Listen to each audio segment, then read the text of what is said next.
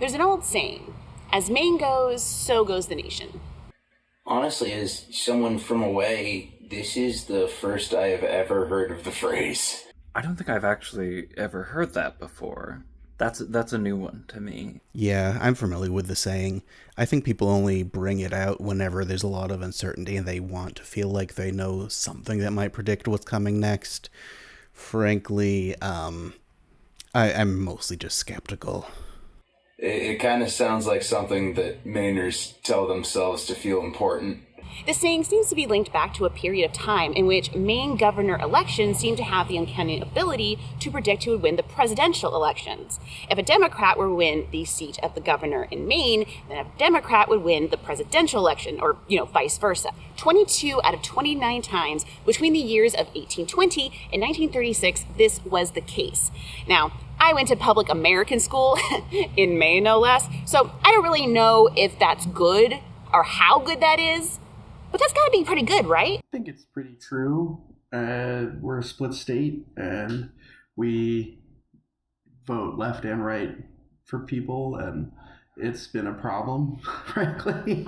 It leads to some pretty interesting choices for who we elect, and I think that's pretty accurate at the national level right now. I first encountered the phrase because it was the name of a political show when I worked in media archiving here in Maine, and there was a political show called So Goes the Nation, and I remember thinking, what a weird title, and then I looked it up, and it was like, oh, it's part of the phrase as Maine goes, so goes the nation. I think it applies to two things. First, the sun. Second, how Republicans have seen Susan Collins be a sycophantic leech for decades, and they've taken that as a role model. I think that's what makes America kind of cool, is that it's the different representatives that each do have their own say and their own power. And I know there have been like big decisions where Maine has led the charge. I first heard this phrase in 2016. I was working on a referendum campaign to bring ranked choice voting to Maine, and we were saying it almost as, if Maine adopts ranked choice voting, maybe more of the country will adopt it, and then we'll have more just voting nationwide. And it was also in reference to the same-sex marriage referendum that happened in 2012. Maine was one of the first 3 states in the country to allow for same-sex marriage, and then, as we saw a few years later, the Supreme Court ruled that same-sex marriage needs to be allowed nationwide, and now it's a law of the land. We were one of the first people leading the charge in terms of the medical and then recreational marijuana movement.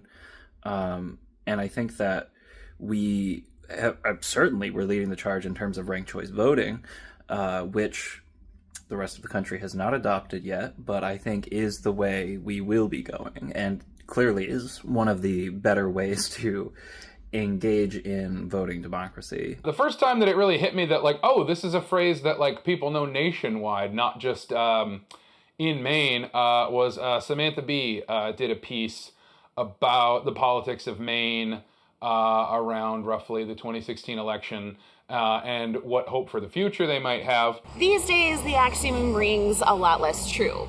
While certainly there have been a couple of uncanny coincidences, certainly the election of Paul LePage on the state level seems to have predicted where we would end up on the national level with our leader.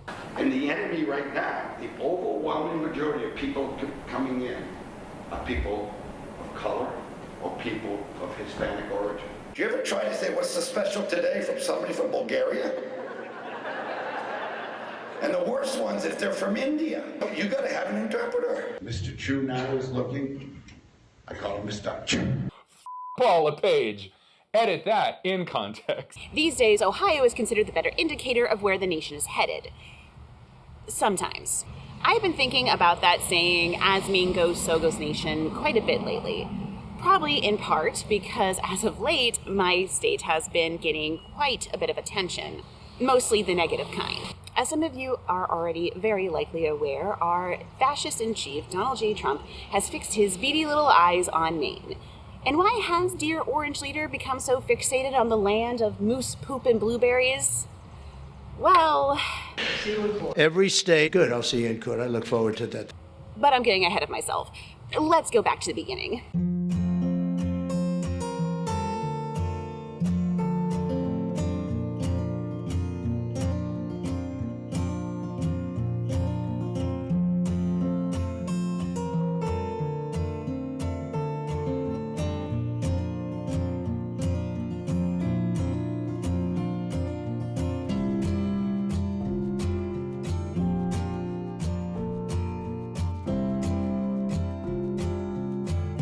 This whole dumpster fire started when sentient fart Republican Laurel Libby shared a picture of a trans athlete on social media. Libby, who I was blissfully mostly ignorant of before all this happened, shared a picture of the teenage athlete on her social media after they won a track meet. The teenager, not Libby. Libby's post complaining about the inclusion of the teenager garnered a lot of attention, especially in conservative circles. This caused an equally large wave of criticism, threats, and harassment to be leveled at the school, the team, and even the athlete themselves. Libby refused to take down the post even after being told multiple times that this could cause harm to a literal child. This led to her being, deservedly in my opinion, criticized by over 140 of her constituents at a public hearing. A vote was called to have her censured, which was passed. It fell along the political lines that you probably would expect, although in fairness, there are some Republicans who have also criticized Libby's actions. While Libby is not allowed to cast a vote on the state floor or even speak on it, she is of course talking to any bozo that will still listen to her, which mostly is just conservative pundits and of course Maine's version of Alex Jones. It's pretty clear that when the woke left doesn't like what you have to say, doesn't like the truth, that they will silence you, that they will cancel you. Maine girls have no defense. They are being asked to put up with an agenda that erases them. If I roll my eyes any harder, they will roll out of my head. I would also just like to point out while we're here that trans athletes have been competing in Maine sports for decades now, and literally nobody cared until very recently. Since this auspicious beginning, Trump has now, of course, turned his empty gaze upon Maine itself. He even took the time to call out the governor of Maine, Janet Mills, at a meeting of the other state governors back at the White House in February. But I understand Maine. Is Maine here, the governor of Maine? Well, Down here. are you not going to comply with it? I'm complying with state and federal laws. Well, you better do it. You better do it because you're not going to get any federal funding at all if you don't. So you better comply because otherwise you're not getting any federal funding. See you in court. Every state. Good, I'll see you in court. I look forward to that. That should be a real easy one. The Trump administration has since leveled a lawsuit against the Maine Department of Education, claiming it is in violation of Title IX, and has made moves to try and cut Maine from all federal funding. And if any of you, by the way, took a moment to stop and think, wait a second, February? That's when this all started? That is the correct response.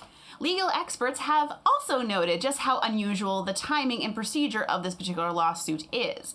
Typically in situations like this, they can last for months, even years, and include specific steps, like holding a hearing after an investigation. But in this case, the investigation was over only in a matter of days, and no state officials were interviewed at all. So in this lawsuit against Maine, we've seen no due process, no investigation, no evidence, no legal proceeding whatsoever. And what was it again that the governor of Maine said that pissed off President Trump so much? Every state. Good, I'll see you in court. I look forward to that. Wow. What a Actually, to be completely honest, I feel a little bit represented by an elected representative. I'll take it.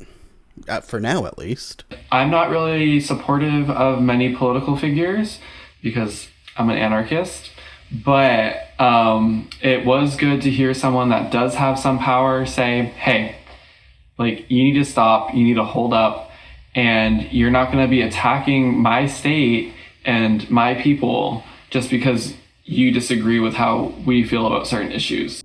It was nice to see someone in leadership stand up and fight back against what's been happening nationally. especially from a person who leads a state that is relatively small. Particularly the intonation. It was almost one of kind of boredom, which I think is one of the best ways to deal with a narcissist. Show them you're not intimidated, first of all, and also show them that you're barely interested. Their little barbs, their attempts to get you engaged with them, in conflict with them, don't mean anything. And I would hope that Janet Mills' behavior serves as a model for people in the future when dealing with this man. Yeah, it's about time somebody did that. It's like, oh wow, we could have been fighting back this whole time and we didn't have to pick every single battle. We could have just been like, you're a dick. I have a trans friend in Texas who, as soon as the news broke, messaged me immediately like, hey, so I might move to Maine. Didn't end up going that way, but like, just to have an outside of Maine perspective that people are like, whoa, Maine is standing up for trans people. I love this. This whole situation has honestly put me into kind of a weird position. Generally speaking, I find Janet Mills to be kind of an underwhelming governor. She's a moderate Democrat, so, you know, conservative. I mean, she's not the worst governor ever, of course. I mean, she did ban conversion therapy in the state of Maine, for example. Big fan of that. And she seems pretty firmly on the side of not wanting the entire planet to burn to a crisp. Great. She also once vetoed a proposal to get rid of a juvenile prison. She is against the decriminalization of drugs. And her track record with the Wabanaki Nation, Maine's indigenous population, leaves a lot to be desired. And yet now I'm here having to cheer her on because This is my fight song. Take back my life song. Obviously, when Janet Mills stood up to Trump, it felt good. It was exciting because most people have blindly obeyed whatever they thought he wanted even before he did it, and that's just a sign of fascism. But a few hours later, when everybody was posting like Janet Mills in a superhero costume or like thank you Janet Mills, it was icky because she still believes in not great things like the school to prison pipeline and keeping Long Creek open and not giving Wabanaki their water rights. So she's still a politician, not a religious figure. this very simple statement has caused the guy who let his bro play Sudoku puzzles with all of our social security numbers to melt down completely and throw a tantrum. Now, normally when a straight cis white guy throws a tantrum, I tend to find it kind of funny. But in this case, it's kind of hard to find the humor in it because I am seeing the direct result of the harm being done by these actions. Like, this shit is in my backyard. In a short amount of time, we've seen layoffs at the Augusta VA, loss of the entire staff of a heating assistance program, halting the construction of offshore wind projects that were literally almost done, Maine art organizations losing grants, the state of Maine library closing temporarily, loss of funding for free school lunches, halting 18 resilience projects that create stronger infrastructure to face future climate disasters, loss of an over $200,000 grant for the Maine Children's Museum, loss of several programs that were helping small farmers in rural Maine, freezing community paramedicine funding, universities in Maine being targeted for any expression of pro-Palestinian sentiments. And that's just what I know of and had time to get into the script before I started filming. There's probably a whole bunch more. Now, everything is not all doom and gloom. A judge has ordered the USDA to unfreeze the funds coming into Maine. Really great to see, but of course we've already seen in real time how much the administration loves to, listen or follow legal precedent at all. The Maine Department of Education is standing firm in its conviction that it will not be signing any kind of declaration against trans athletes, and has encouraged all schools within the state to not voluntarily submit. We are also seeing a ton of backlash within the state itself, which recently even included a parade of tractors descending on the state house itself with an appearance by Shelley Pingree. We don't need to add more reasons why farmers don't make it. Our government needs to stop supporting billionaires and start supporting farmers. Which is just objectively cool. I don't care who you are. That rocks. 6 presidents of colleges and universities here in the state added their signatures to a letter criticizing the Trump administration for, unprecedented government overreach and political interference. Sorry for reading that part aloud, but I wanted to make sure I got it right. Out of those 18 resilience projects I mentioned earlier, 14 of them have found alternative funding. And hey, last minute update that I added to the script right before filming, the USDA and the state of Maine has actually come to a settlement. The USDA has agreed to unfreeze the federal funding that was going to go towards school lunches if the state of Maine agrees to drop the lawsuit that it filed in response to the federal freezing in the first place. I told him I'd see him in court. Well, I did see him in court, and we won. This is my fight song. But it should be clear, we're definitely not out of the woods yet. The settlement doesn't affect the current lawsuit that the Trump administration has filed against the Maine Department of Education, so we're going to have to wait and see how that plays out. There was already a lot of concern about how current events were going to affect Maine's tourism season, which does help a lot of businesses to stay afloat during those long winter months. Plus, Trump's tariffs are about to collectively fuck up all of our shit, even more so than it already was. We also have the joy of being basically at the mercy of border control and ICE whenever they want, so love that for us. Oh, and don't get me started about CMP and electricity prices here. Central Maine power. Yeah, more like Central Maine people who suck. Yeah, you heard me. Making this all the more frustrating is there seems to be a not insubstantial amount of Mainers who puts the blame fully on Mills. Pretty much every news article that talks about what's going on between Maine and the federal government include a whole slew of comments of people slamming our governor. Pulled into the national spotlight, really? She jumped up and picked a fight with a man that will never surrender, and we're all paying for it. Would any of us had started this fight over this? No. The only people who like her are the rich r***ds in and around Portland area, and also those who are bred in the welfare system, which is huge in Maine. The working class, who have to foot the bill for everyone, despise this wicked cheat of a politician. At 77, she should move on. She's not running the state of Maine right. I ain't picking her. She needs to take a trip to Alaska and stay there. For everyone who says Mills has done a great job for Maine, you must love high taxes. Financially, she has pushed the state 6 feet under. She has made a mockery of women's rights. Sadly, this response doesn't really surprise me. See, Maine politically is a purple state, which is not in reference to a law requiring that all Mainers wear at least one shade of purple on them at all times. Just can't seem to get it past the Senate. It's actually a reference to how we're actually pretty evenly split between Democrats and Republicans. In fact, based on our demographics, we should be leaning far more Republican than we do. All of this to say is that Mainers have a lot of opinions about what's going on right now, and they definitely don't all agree. And while we're here, look, I get that for some of you watching, there's a kind of validation that comes with all of this.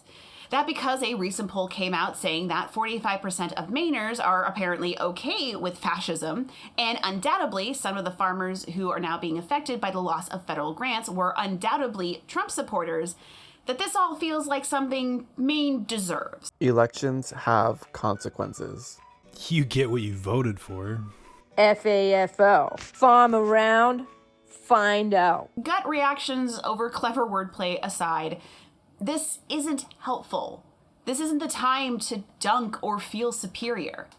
People are going to die. You are not a good person if you are currently feeling superior while Maine children are starving. Some of those farmers that were affected by the loss of federal grants are now working with the schools that lost school lunches to make sure that those children are still being fed, or at least they were at time of when I wrote that in the script. I'm not really sure the state of that now with the USDA settlement thing happening. These are people who are trying to do right by their community at a time when we all need to be coming together. Because we contain multitudes, children. Also, over half of Mainers believe that the country is headed in the wrong direction and that Elon Musk's involvement in the government is highly inappropriate. So making sweeping statements about how the state deserves this if any of us voted for Trump ignores all of the ones of us who didn't. We cannot allow the president to bully and dictate to us. The money has been approved by Congress for the state. Just because he doesn't like us, he has no right to withhold funds. To me, it's called blackmail. We need Maine farmers. Trump needs to be impeached.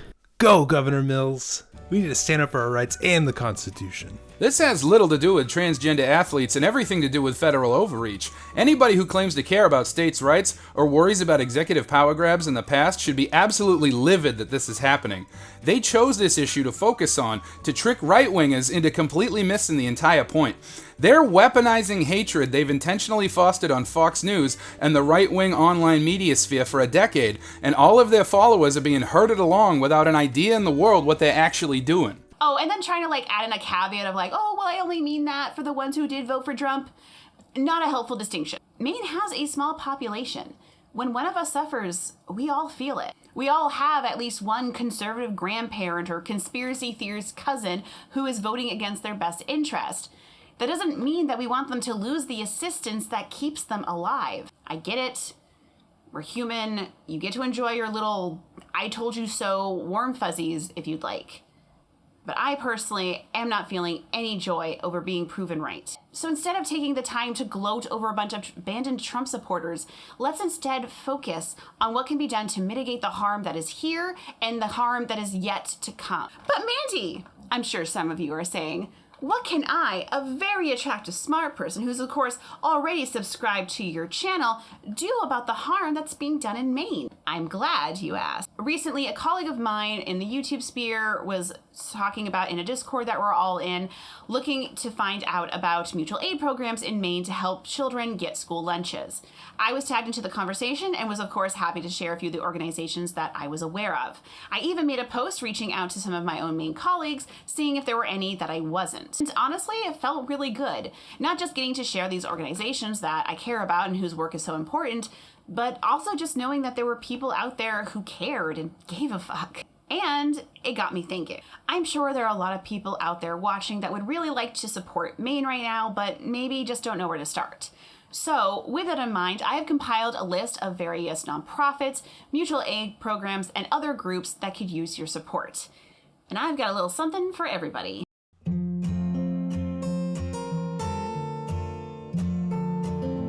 Before we get into this, one major caveat. This list is not exhaustive. I unfortunately do not have the time to go ahead and list off every single kick-ass organization in Maine fighting the good fight. I had to make a cutoff somewhere because that's just the reality of how time works. In my description box down below, there is a link to a resource document that has, of course, all of my sources that I cited here, as well as everyone that I'm about to list. It will also include a few additions that I didn't get around to mentioning in this video, but still wanted to, shout out in some manner. In no particular order, let's get the Maine event started. Don't judge me, I held off on the Maine puns just as long as I could. First of all, Preble Street Resource Center. Some of you may remember that I have actually shouted out this wonderful organization before. They focus on helping our unhoused population, giving 2,000 meals a day to food insecure Mainers. They are currently working on expanding their reach so that they can provide 10,000 meals a day. On their website, you can find ways to financially donate, of course, as well as a list of donation items they are currently in need of. I can tell you that winter gear, hats, boots, jackets, that sort of thing are always needed. I also highly recommend donating pads and tampons if you're able to. Along the same lines, I'd also like to shout out Full Plates, Full Potential. I've only recently become aware of this wonderful organization and I'm really excited to share them all with you. Their focus is on helping Maine children receive the nutrition they need by providing assistance and resources to existing programs in the state. On their website, you can find the latest updates, including upcoming legislation that you can support and amplify. I know I, for one, was really excited to hear that the Maine Federation of Farmers Markets was really pushing our representatives hard to not make any cuts to the food stamp program. They also list ways to get involved or to donate. While we're talking about food insecurity, I of course need to mention Good Shepherd Food Bank. They have been fighting the good fight for a long time now, since the 80s, and have been working hard to end hunger in Maine. I know they've definitely been hit hard by the loss in funding, which is a shame because they do so much important work. It is one of the largest hunger relief organizations in Maine, providing food for over 140,000 Mainers in all 16 counties. They have a ton of initiatives, including some that are focused on helping to provide school lunches. Next, I would like to highlight the important work of ILAP, the Immigrant Legal Advocacy Project. Did I nail that on the first try? I recently actually had the opportunity to sit down in a group with somebody from this organization to learn more about what they do. ILAP helps low-income immigrants to navigate the legal system, providing them assistance with their status, as well as pushing for changes on the state and federal level. They help around 1,000 people every year, including around 150 or so young people and children who need representation. Maine is definitely not the most diverse state in the country, but we do have a not insubstantial amount of immigrants and refugees who deserve our support. Helping ILAP continue the work helps to support this vulnerable community, whose often only crime is just wanting to help the state grow and thrive. On their website, you can find ways to help, as well as employment opportunities. While we're talking about Trump's blatant xenophobia, let's go ahead and shout out another wonderful organization helping Mainers to stay fed, Presente Maine. I've been hearing about Presente Maine's work since the pandemic. They help to provide food insecure Afro-Indigenous Latin folks with resources, as well as do a lot of advocacy work. They have helped to uplift the Latin community by the thousands and are currently looking to get more space. By making a donation, you're helping them to eventually get a garden, a larger kitchen, as well as make sure that the people that they help have the resources to get medical care. They believe strongly in empowering the community, queer, impoverished, and immigrant ones. So please support them if you can. I mentioned earlier that the Maine Children's Museum was hit pretty hard by the loss of one of their federal grants, so I would like to take a moment to, of course, shout them out as well. The museum is a really fun, interactive place for children of all ages. I've been going there with my own nephews now for years, and they always have an amazing time. They get to use their imaginations and also to learn. Their favorite room is probably the ballroom, which is exactly what it sounds like. And yes, they do adult nights sometimes. Just so you know. In response to them losing their grant, Julie Butcher-Pizzino, the museum's executive director, said, "We will not stop.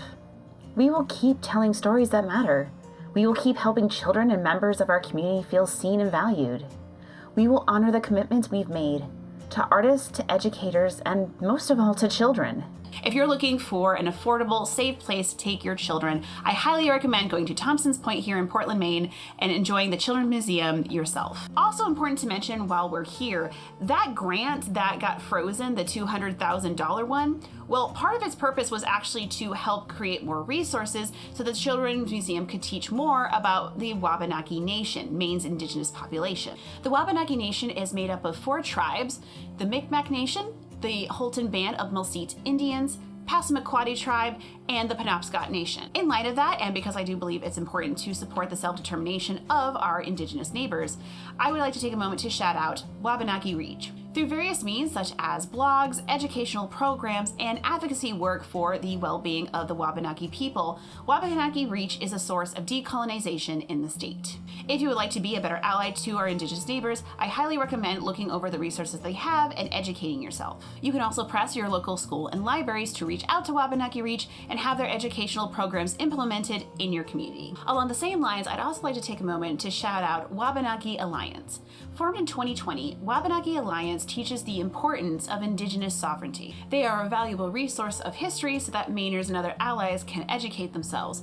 Plus, they have done a lot of advocacy work as well. I definitely recommend signing up for theirs as well as Wabanaki Reach's newsletters so that you can stay informed and up to date on any important legislation coming up. One of the go-to moves of friggin' fascist fucks is to erase and even revise history to make it more difficult for people to access the information that they need. Education is a key way to fight the disinformation that is so, widespread in the current political climate. And so to that end, I would like to recommend supporting the Abbey Museum. The Abbey Museum, a Smithsonian affiliate, has been open to the public for nearly 100 years and contains the nation's largest collection of Maine indigenous basketry. The museum is filled with important archaeological finds, and annually they host a Dawnland Festival that features Wabanaki art and performances. At the time that I'm recording this, I believe the museum is still in their off season so that they're closed, but they should be opening pretty soon for the 2025 season. If you're in the Bar Harbor area, I highly recommend checking them out. I've already mentioned a few organizations that are near and dear to my little blackened heart, but I would never forgive myself if I forgot to mention one of my absolute favorites, Maine Transnet, an organization run by trans people for trans people. I personally have known a few people who have worked there and or benefited from their services. They started a safe and affirming thrift shop with affordable options for people at every stage of their transition, as well as other members of the community. On their website, they have a list of calls to action for those who want to help. Right now, trans people are in need of consistent, vocal support. It is because of Maine allowing trans athletes to compete that we are seeing this direct targeting on a federal level.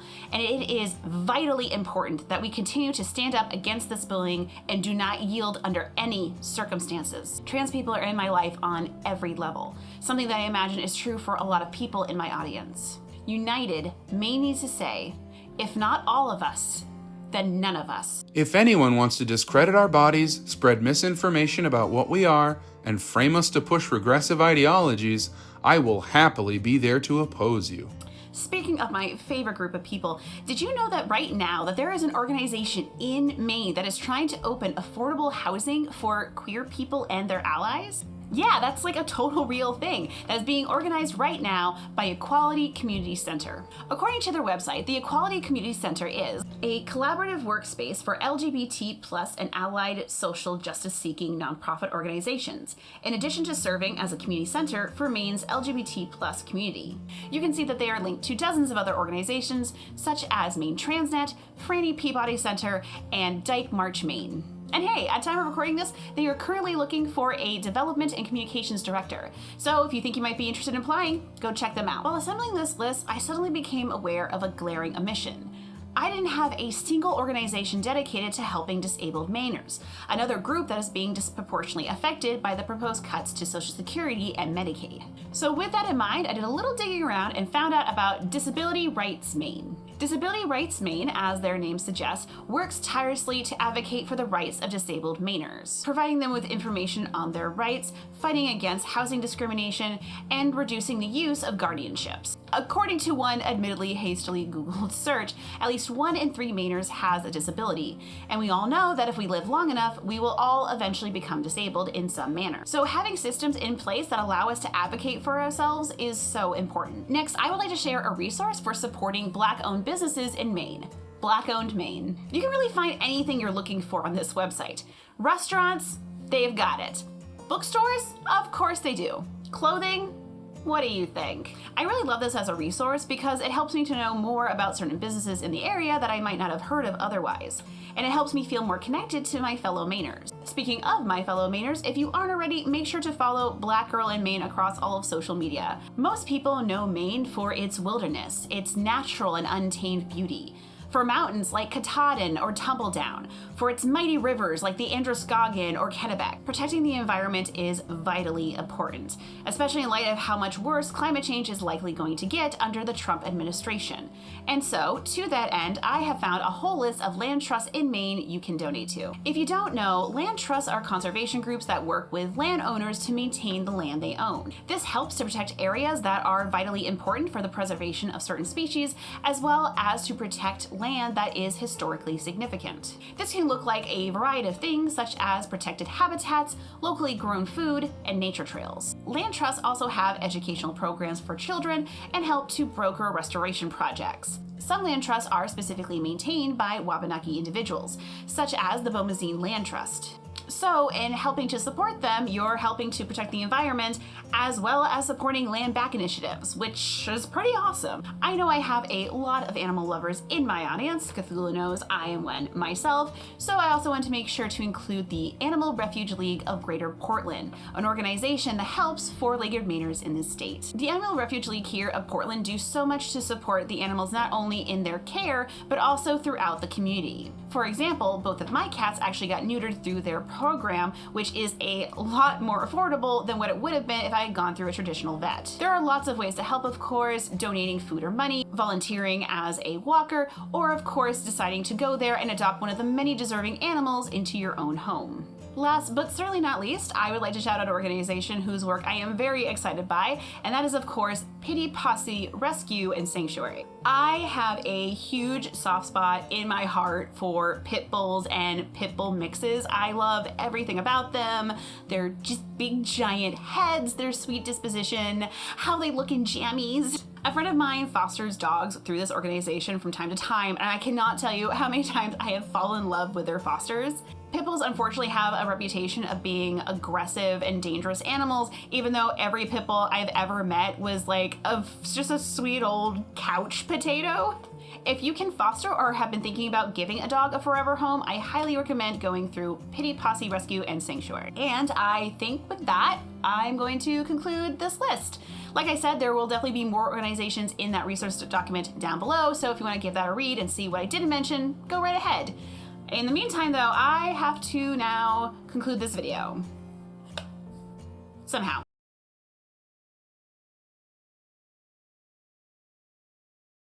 I grew up in central Maine, which is a pretty poor part of the state. My sister and my nephews, the oldest of whom is 6, by the way, rely on the local library for access to safe and affordable events. This has at times included tickets for the same children's museum, which has now lost over $200,000 in federal grants. One of my responsibilities at my day job involved me working with the VA to ensure that the patients they refer to us get the treatment that they deserve. Free school lunches are something that me and my siblings relied on growing up. Oh, and that heating assistance program? My sister had been waiting months to get into it, and when she finally did, that's when the entire staff was laid off. So for me, this isn't hypothetical, it's not political. This is personal. From the outside looking in, I'm sure the problems facing one state seem rather small in line with what faces the entire nation. But what's happening in Maine is emblematic of a much larger trend and of the morals of the current administration. This is a government that would allow Maine children to starve because its governor said, "See you in court." Dude, she's a lawyer. That is the most likely place you're gonna see her. Regardless how you feel about Maine or the very real issue of a group of marginalized people being targeted on such a massive scale, you should care. Because baby girl, you might be next. What is happening in Maine can and will happen to other states that refuse to fall in line with the blatant white supremacism, xenophobic, transphobic, homophobic, deeply immoral, and illegal bullshit that the current administration is pushing. The current trajectory that we are on is one in which a would-be king gets to decide who gets due process and who gets shipped to El Salvador for having tattoos, who gets to have a job and who gets their genitals looked at for wanting to play sports with their friends. Do you really think what's happening here is going to stay here? Who's gonna piss off the naked emperor next? Emily Burnham, writer for the Bangor Daily News, once said, "As Maine goes, so goes the nation." Hasn't been true for decades, at least when it comes to politics. Maine has led the way in other senses, like being one of the first states to legalize both medical and recreational marijuana, being the first state to pass same-sex marriage at the ballot box, and being the first state to approve ranked choice voting at the state level.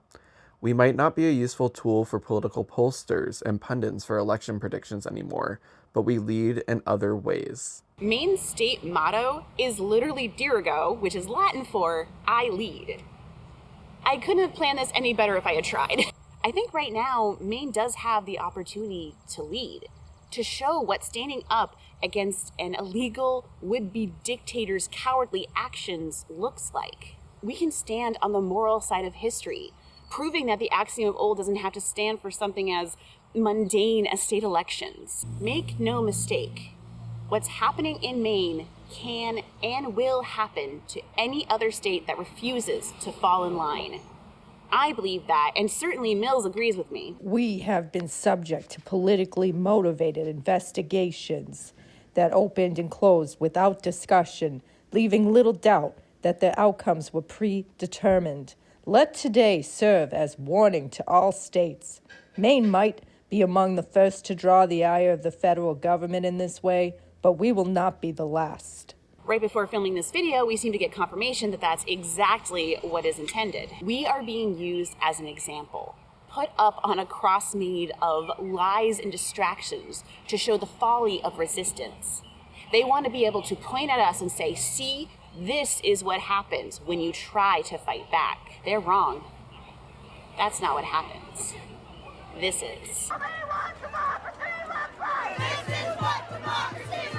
This is what happens when we refuse to fall for the obvious scapegoating. Protesters marching a mile, like I said, by the post office, the Portland Public High School, the library, all places targeted by President Trump. This is what happens when we recognize that the people being offered up as sacrificial lambs, they are our friends, our neighbors, our comrades. Serious assault on our Constitution in the history of this country.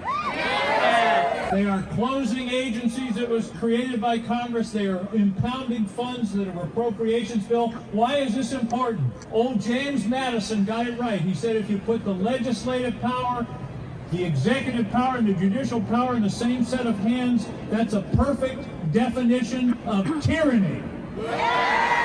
We're scared. Oh, we are fucking more terrified than I could ever say. But that fear is not going to win. We won't let it. That is not how this story ends. The president and his cabinet secretaries do not make the law, and they are not above the law. And this action is necessary to remind the president that Maine will not be bullied into violating the law. More and more states are standing up to say no. One collective voice that goes from sea to shining sea. Go ahead and bluster all you want. I'm not going to pay attention. I'm not going to listen. I'm not going to comply in advance. In fact, I'd be happy if you wasted your time trying to convince me. It's the more time you waste, the less time there is for anything else. So, yeah. We know how we feel, and we will be supporting trans children. We will be supporting people of color. We will be supporting disabled people. We will not be allowing this man, who does not even have the popular vote on his side, to tell us who we are. Hey, Trump! You're a little dink! Why are you being a whiny little poop? Oh, you disagree with some people? Hey, do you know what being a leader is? You've had 2 tries now. Hey, what's up, guy? You want to get some McDonald's? I know you like working the fry later, big guy. I think Donald Trump targeting the state was really sad, and if I could say anything to him, it would be, you're trying to lead a nation, not just one state. Do better. You know, you take away all the extra words, and really you are starving children over sports. You're starving children over children's sports. You're choosing to do that. You are, as the leader of a nation, saying that our sports, the sanctity of our sports, is so important that we can starve our poor children. And those are just things that don't equate. Those are things that are not equivalent and can't be and never will be. Sports are games that we use to distract ourselves. And if sports are so friggin' important, then you know what's gonna make kids not good at sports? Is being malnourished. Are you having fun? Is this going how you thought it would go? I doubt it. There is so much you can do. Calling representatives constantly. Yes, I know. I am also a person filled with anxiety. Here's my pro tip. You call after they're closed and you just leave a voicemail. Super easy. Or get a group of friends together to fill out some postcards with some radical leftist shit on it, and the postcards are covered in lighthouses. And eat whoopie pies while you do it. Support BIW when the union workers go on strike. Buy some cool jewelry and art from people like Clouds and Chains and Coyote Snout. Support local Maine performers like drag shows at Gino's or local comedians at Empire. Not sponsored, by the way. I just really like those places. Learn about Maine history, the wild, radical parts of it. Learn about Neil Dow and Malaga Island, the Norwich Massacre, and paper union strikes. Support Maine creators by going over to our Patreons and giving us a few dollars every month. Yeah, it's worth a shot. If you ignore what's happening here, you are part of the problem. And the problem may be yours next. Perhaps it's time to update that old saying. As Maine goes, so goes democracy. Hey everybody, thanks so much for watching this video. Did you like how mean it was? All the voice acting, all of the people responding to prompts, all of my sources. This was a very Maine video from top to bottom, all Maine, all the time. Yeah, baby. This shirt I even got from Mainahs. I got this at a Maine store. I'm probably never gonna wear it again, but this is actually a pretty nice quality hat. Does somebody want a hat? Let me know in the comments. I hope it's cool, but I decided to kind of do something a little different. I usually don't do like trending topics, but I felt the need to because nobody else really was making this video, so I figured I'd do it. Why not? If you enjoyed this video, make sure, of course, to like it, subscribe. Please support some of those organizations if you can that I talked about, whatever particularly pulls your interest. Again, there's more in that description box in the resource link that I didn't mention, so make sure to check out the resource link just so you can see it. Again, huge thank you to everybody who contributed to this video. I really appreciate you all. It means a lot to me for me to just message my friends randomly and be like, hey, you want to help me with a video? And have them go, I guess. I appreciate that. The next video is going to be the neurodivergent polyamorous video. I am going to make that happen. That is my next focus for real. Also, I hope you enjoyed me filming outside. This was the second time I had to film outside because the first time did not come out good because I didn't know what I was doing. And everything that could go wrong did. This time, hopefully, it came out better. If not, I will walk into the water. That's right behind me, actually. So, hopefully this came out good. Oh, also, if you enjoyed this video, please note that I am currently working on actually a larger Maine project. This is not the one, some of you probably were wondering, this is not the main project that I was working on behind the scenes. That's a different project. It's going to be much longer, much more in-depth about some Maine history and some interesting aspects. But this is kind of like a teaser for that. So if you enjoyed this, make sure you're subscribed because that's coming out hopefully sometime either next year or the year after that, probably a year after that, because it's going to be like a full-on documentary, and I still haven't quite figured out how that's going to work. So, yeah, if you enjoyed this, support me if you can, support other Maine artists, support Maine in general. Okay, I think that's enough. There's another cute puppy. Okay, stop looking at the puppies, Amanda. Yeah, that's enough. Bye.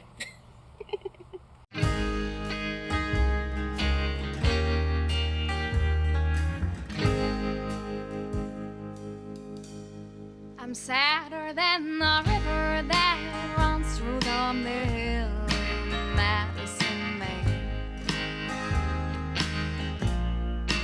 Sadder than the Adam station after the If you're looking to support a trans person from Maine, why not consider Bear Claw Billy?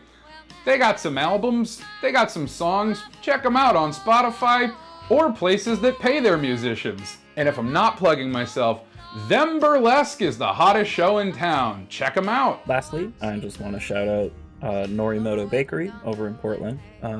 They are incredible. They make wonderful things. They're a small bakery. Every year for Pride Month, they make these wonderful Pride-themed baked goods. Last year, they made this delicious cake that had fresh fruit on top. It was like a rainbow of like kiwis, blueberries, strawberries. It was...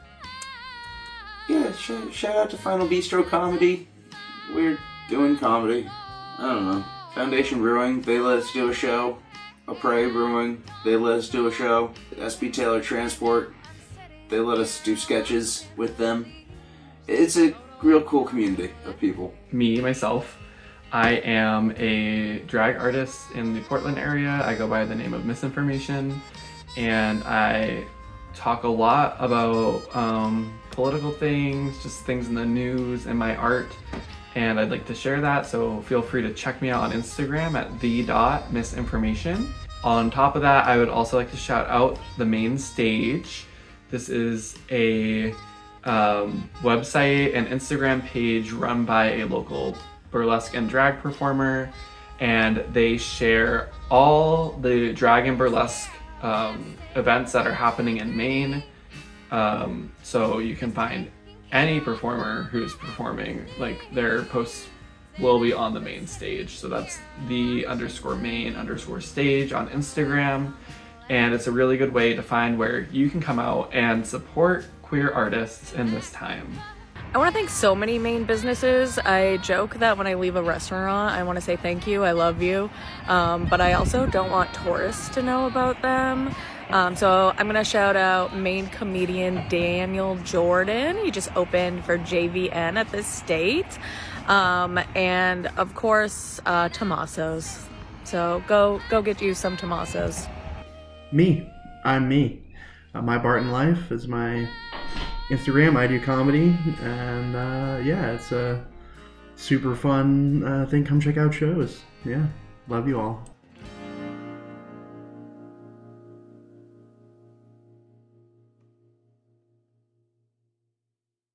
And I guess also, mainly Mandy is the best YouTuber in Maine, but I have a feeling you've heard of her.